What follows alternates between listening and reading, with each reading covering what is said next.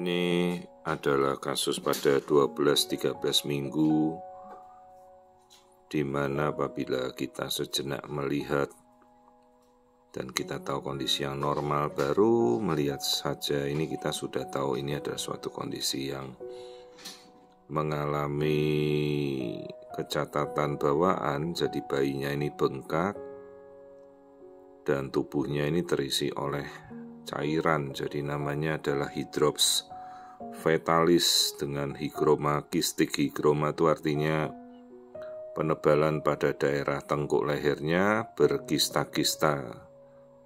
Perhatikan ini seolah-olah kita dari belakang ya, perhatikan itu kulit di bagian tengkuknya tebal sekali.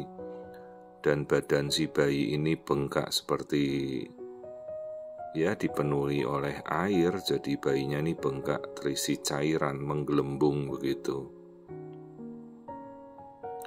Ini adalah kasus hidrops fetalis pada 12 minggu, 13 minggu yang sangat-sangat awal terjadi. Dan umumnya terjadi karena cacat genetik seperti trisomi ya.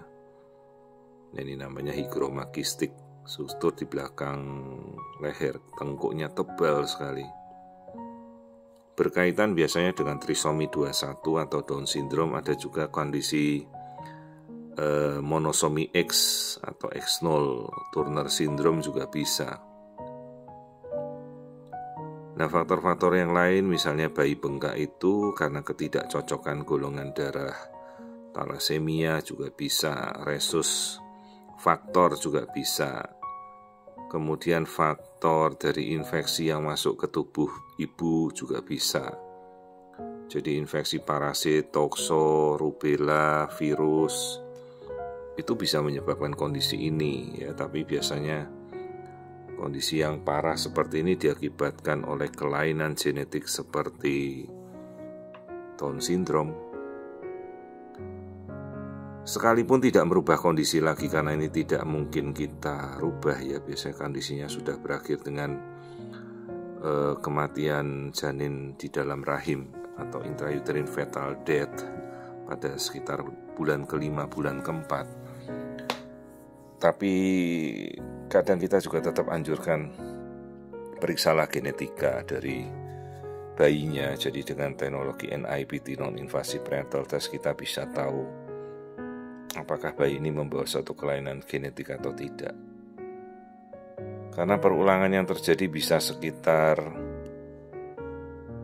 1% ya, berulang lagi dalam kondisi dia kelainan genetik berat seperti ini. Jadi ya kita anjurkan cobalah diperiksa ya, padahal ini baru anak pertama ya, dengan kondisi bayinya sudah bengkak. Dan kita tidak bisa melakukan apapun ya dalam kondisi seperti ini.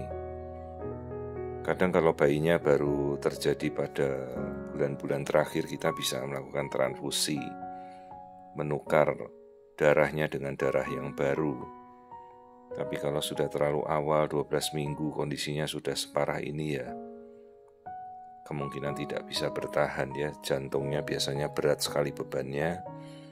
Lihat ini cairan di sekujur tubuhnya sampai kulit perutnya sampai menggelembung. Lihat itu jantungnya membesar, terisi air, rongga dadanya, rongga perutnya. Ya, jadi ini isinya seperti air semua ini sudah. Prognosisnya sangat-sangat buruk. Ya, jadi ya tugas kita sebagai dokter, kita harus melihat dan mendiagnosa ya. Jadi banyak asumsi ya.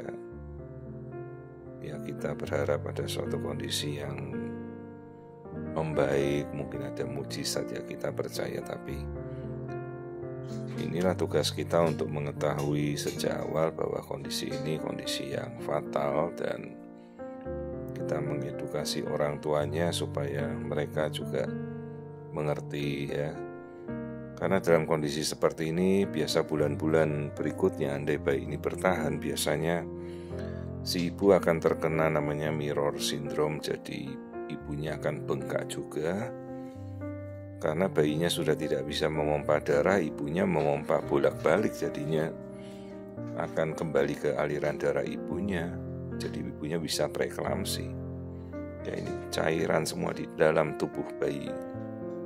Ya, jadi paru-paru aja sampai bisa terlihat tergenang di antara cairan di rongga dada. Dan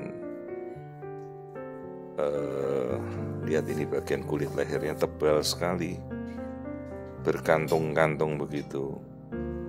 Ini janinnya masih hidup ya, dan biasanya tidak akan bertahan melewati bulan kelima.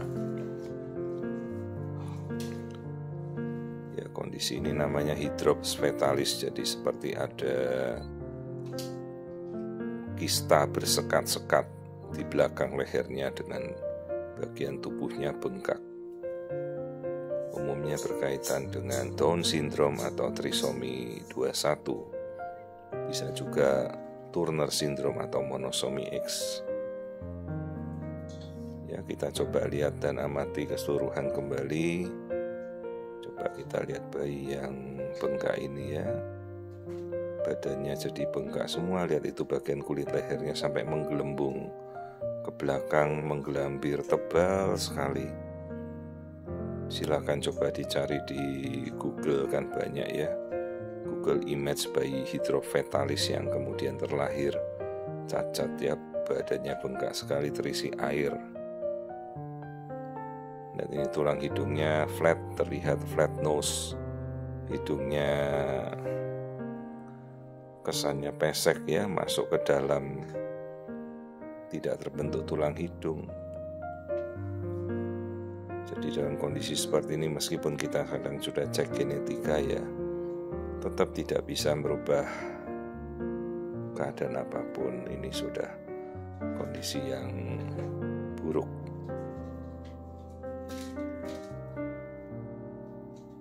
Nah, ini kita lihat kembali strukturnya. Jadi pasien ini kita sudah edukasi ya, agar dia juga bersiap-siap.